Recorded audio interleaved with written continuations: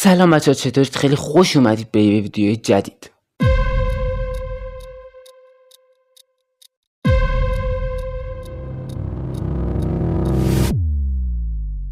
تو این ویدیو قراره یوتیوبرهای کامیونیتی فری فایر ایران رو از 1 تا 10 رتبه بندی کنیم بر اساس سبک بازی، گیم پلی، هدشات و هر چیزی که به بازی فری فایر مربوطه.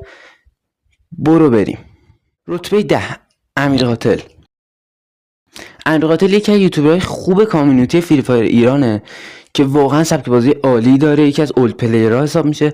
امیر قاتل اول با علی گلکسی از یه چنل شروع کردن و با هم دیگه بالا اومدن و بعد هم از هم به دلایلی جدا شدن و امیر قاتل کلا میگم سبک بازی اولدی داره و این سبک بازی یوتیوبر جدید زیاد هدشاتی نیست ولی خیلی خوبه و بارها با گیلدهای عربی و یوتیوبرهای واقعا معروف عربی رفتن کاستوم و افتخار ایرانی بوده.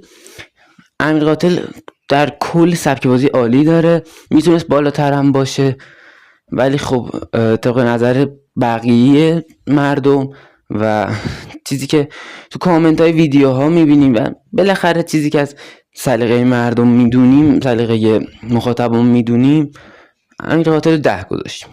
رتبه 9 موجی وایتی یکی از کسایی بود که یوتیوبرایی بود که میتونست الان حتی یک یوتیوبرای فری فایر ایران باشه، حتی بالاتر از مستر وانشات و خیلی زمان کارش گرفت، حالا به دلیل بیماری که داشت یا حالا هرچی یوتیوب گذاشت کنار و ادامه نداد. الان چند ماه پیش فکر کنم دیدمش و دوباره ویدیو گذاشته بود ولی بازم چند ماه ویدیو نداشت. اون زمان یعنی زمان خودش خیلی بازیش باحال بود و سبک بازی خفنی داشت. درست کلا ادیت گیم میذاشت ولی اون ویدیوهایی که فقط ادیتی نبود و چیزای دیگه بود سبک بازیشو میتونستیم ببینیم. کلا خفن، یعنی تو زمان خودش خیلی خفن بود موجی وایتی و به خاطر همین رتبه 9 تونسته تو این رتبه بندی ما به دست بیاره. رتبه 7 کنسل یکی از یوتیوبرهای جدیده که گفتم اصلا سبک بازی جدیدی داره و دو نوع سبک بازی داریم که آخر ویدیو بهتون میگم، یک یوتیوبرهای جدید، دو یوتیوبرهای قدیم. خب سبک بازی کنسل یعنی یکی از کسایی بود که اصلا سبک بازی یوتیوبرهای جدید رو آورد با چند تا یوتیوبر دیگه. خیلی هدشاتاشون خفن، مشکوکه و نه یعنی ایمبات نیستا، خیلی مشکوک به ایمباته، یعنی انقدر خفن میزنه که جلوش باشی فکر میکنی ایمبات. و کنسل نیکست لول که با هم شروع کردن، پسر عالم هستن و کلا خیلی شورت ویدیو خفن میذاره و علاوه سبک بازی سرعتی داره، هدشاتاش خیلی خفنه و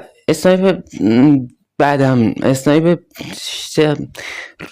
توی رتبه بندی نه خوب نه بد نیست، خوبه عالی نیست در حد مثلا اسنایپرای یوتیوبر اسنایپ که حالا در جلوتر هم داریم ازشون، ولی خب آره کلا سبک بازی خوبی داره و رتبه 7 رو توی این جدول میگیره، رتبه 8 رو میگیره. رتبه 7 علی گلکسی.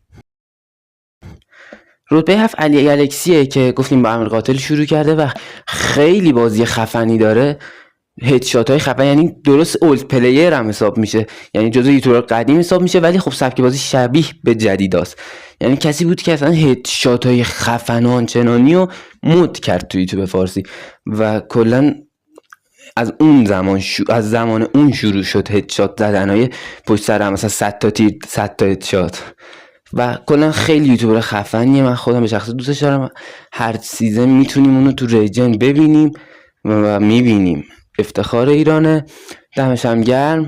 و رتبه 7 رو به خودش اختصاص داد. رتبه 6 نیکست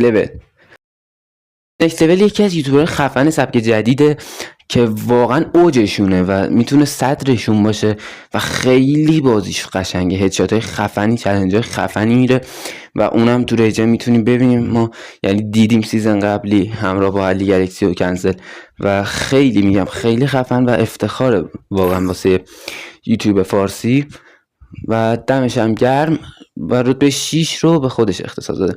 رتبه 5 سالارهات، البته سالارهات قدیم الان که دیگه کم بازی شده اینا نه. دوران اوج سالارهات واقعا خیلی خفن بود، خیلی خفن بود.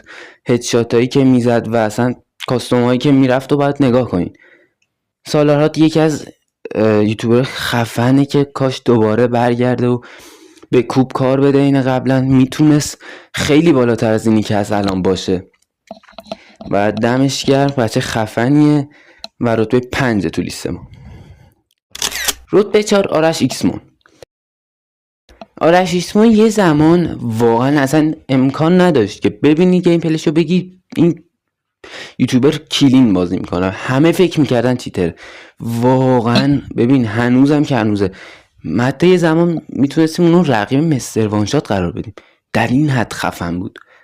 آرش ایکسمون یکی از کسی اصلا خطا نمیرفت تیرش، 2 تا تیر میزد 3 تاش هدشات بود.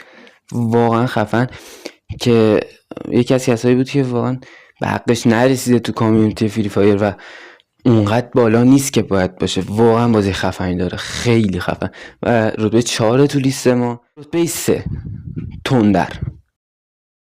تندر یه سبک بازی خفن قدیمی رو اجرا میکنه، سرعت بازی واقعا بالا به همراه هدشات های واقعا عالی که اسنایپش هم خفنه، همه چیز خفنه و بر همین رتبه 3 رو قرار دادیم. حاشیه‌ای زیادی داشته تندر، ولی خب کاشکی میتونستش مثل قبل با تمام کامیونیتی خوب باشه و بازی کنه دوباره و ادامه بده به یوتیوبش. تا الان که من این ویدیو رو دارم ضبط میکنم فعلا 6 ماه 5 ماه ازش خبر نیست و کلا تندر خیلی سبک بازی خفن و سرعتی داشت که هنوز خیلی خفنه.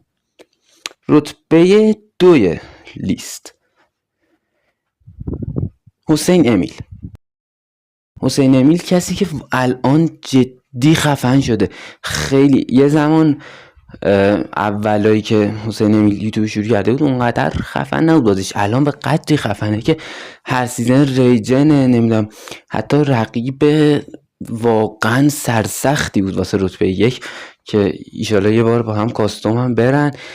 و کلا حسین امیل یکی از یوتیوبرهای سبک اولد و نیو با هم جدید هم قدیم با همه و خیلی کلا همه چیش خفن، اسنایپ خفن، هدشات خفن، سرعت بازی خفن و گیم پلی عالی. حتما هم میتونین گیم پلیش از چنل گیم پلیش دنبال کنین، خیلی خفنه حسین امیل. و اما رتبه 1 کسی نیست جز مستر وانشات.